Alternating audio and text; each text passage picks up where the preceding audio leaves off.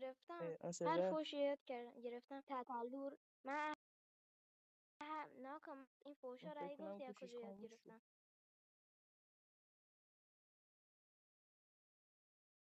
حتما مافیایی چیزی. همینجا وایسا من میدونی یه من این دستشویی فوشا رو برم از کجا یاد گرفتم؟ بمونه یه دستشویی برم بیام ها؟ حرفات برام جالبه. داداش لول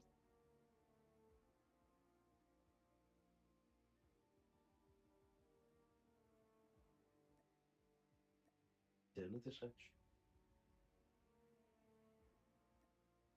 بچه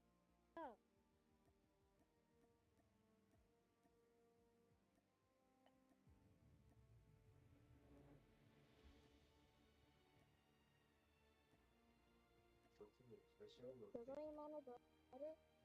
داشتی میگفتی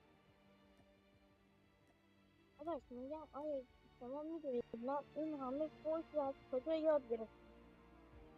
حتی حتما دیگه مافیایی جایی هست. مثلا نه داداش، یکی از میگم ترکیه، یه ترک همین چیز، یه دونه از آهنگا، یه دونه آهنگ تتلو، نه همش از تتلو یاد گرفتم فوشا رو. رضا پیشرو، هیچکس، چه میدونم دیگه اون کی بود، تتلو، رضا پیشرو، هیچکس.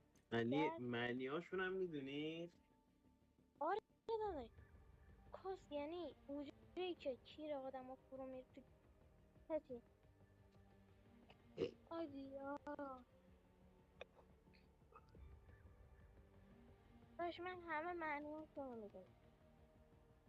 خب الان کسخل چیه؟ کسخل داش، کسخل یعنی تغییر. یه باری بگو. کسخل معنیش چیه؟ داش